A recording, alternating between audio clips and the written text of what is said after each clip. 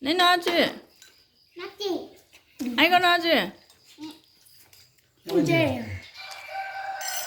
啊，什么？米个拿去米，那不这，那本这不是，睡觉不用。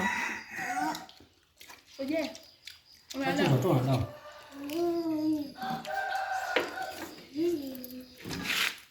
mình chưa nó có nó bọc cá mi mi nó làm gì bọc cá này có làm gì không gặp la.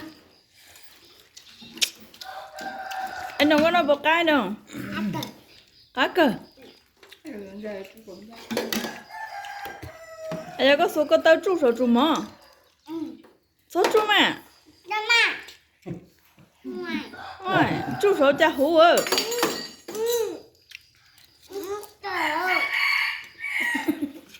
Nó đúng rồi. Này, làm gì nữa?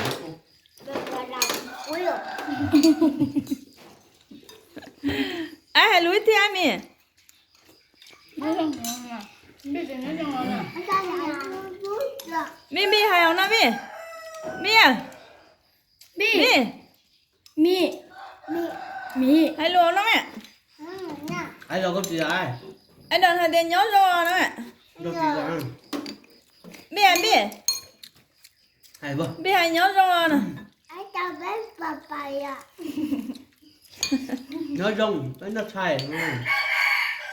nhớ trong sân gió nó ấy đâu Dạ.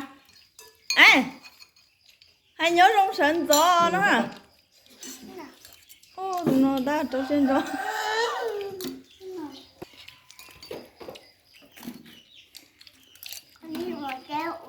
Để họ nó muốn đọc ta. Không này.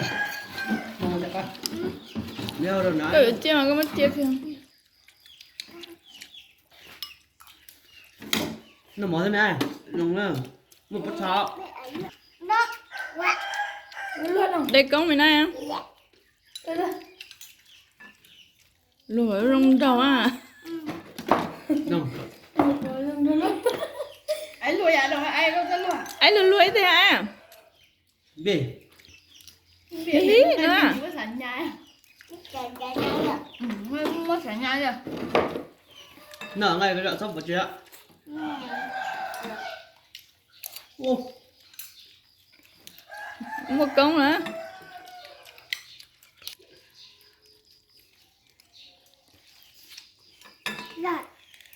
Nếu mà đã chán thì xong ta đi siêu Cô siêu. nào thế này. À. Cô có tay. Cô có tay. Mẹ. Chàng là. Kịp qua.